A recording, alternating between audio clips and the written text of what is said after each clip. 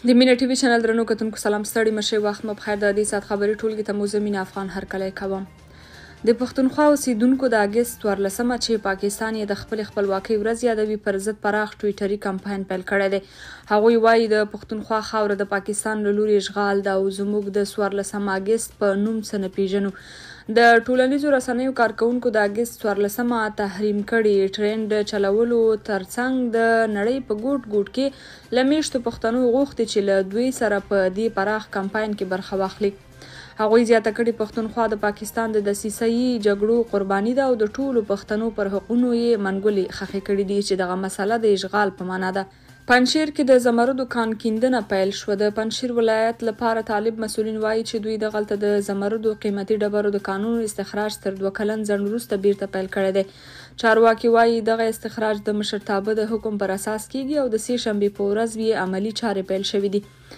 یاد دې وي چې پخوا به یاد کانونه د شمالي ټلوال د مشرانو لخوا په غیر قانوني توګه استخراج کېدل او پیسې به یې د همدوی جیبونو ته تللې.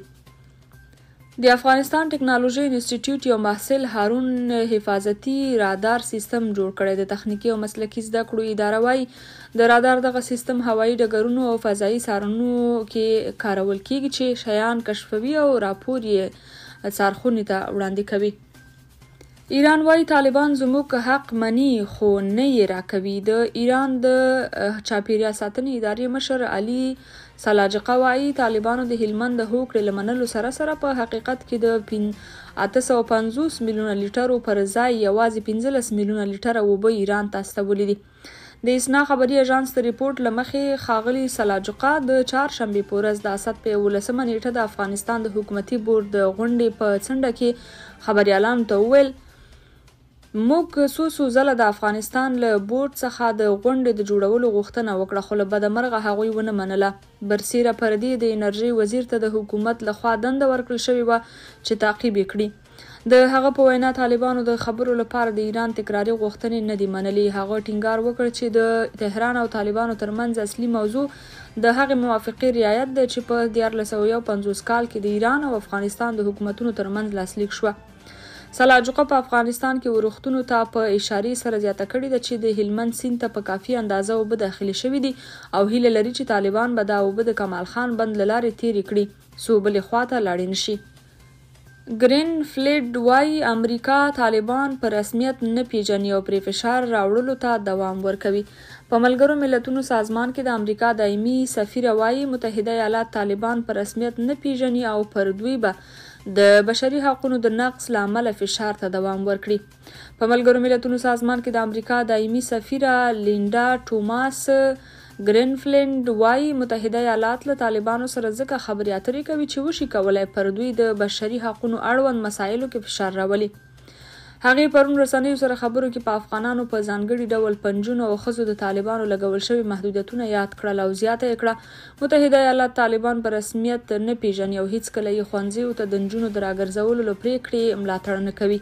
نوموړي وویل د افغانستان په اړه زموږ دریځ ډیر روښانه دی. موږ باور لرو چې افغان نجونې باید ښوونځي او ښځې کار ته د تلو اجازه ولري. موږ به پر طالبانو فشار ته دوام ورکړو. موږ طالبان په رسمیت نه پیژنو. موږ ښوونځیو ته د نجونو د راګرځولو په اړه د طالبانو له پریکړې هیڅ ملاتړ نه دی کړی.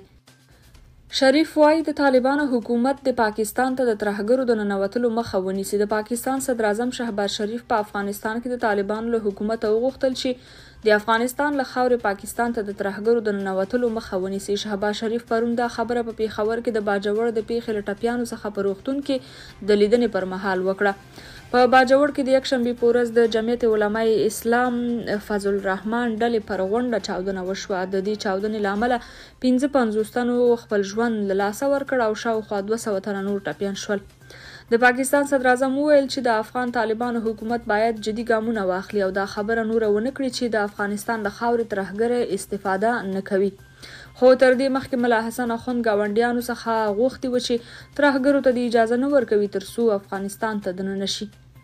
د سالنګ لارې بیا جوړولو کار پیلېږي. د ټولګټو وزارت اعلان کړی چې د سالنګ لویه لار به د شنبې له ورځې د زمري له 14 د ورځې له خوا د وسایطو د تګ راتګ پر مخ تړلې وي.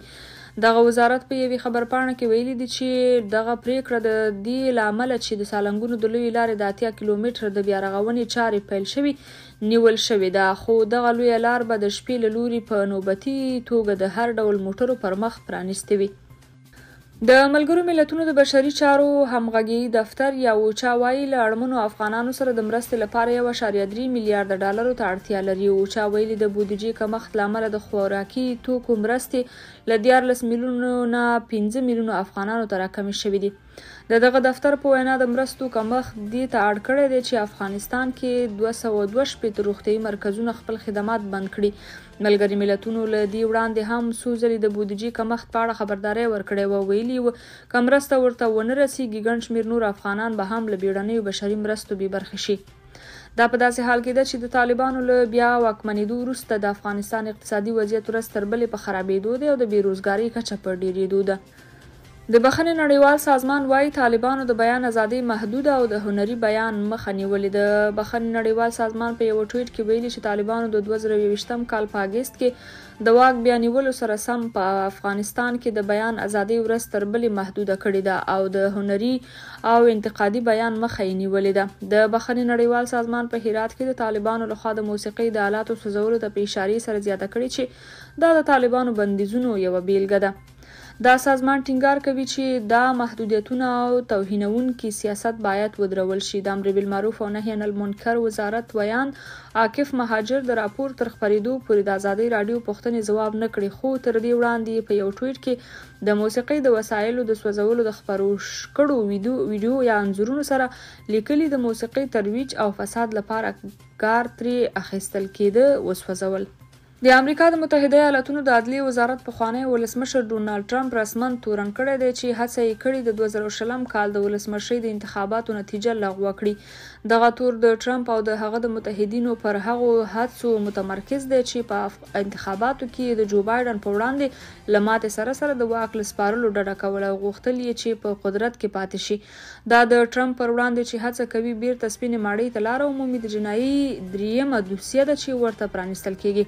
ټرمپ چې د جمهوریت پال ګوند له خوا یې د 2024 کال د ولسمشۍ انتخاباتو لپاره ځان کاندید کړی، انتخاباتي ټیم یې دغه تورونه جعلي بللي او ویلي دي چې ولې یې 2.5 کاله وخت ونیو چې دغه تورونه ولګول شي.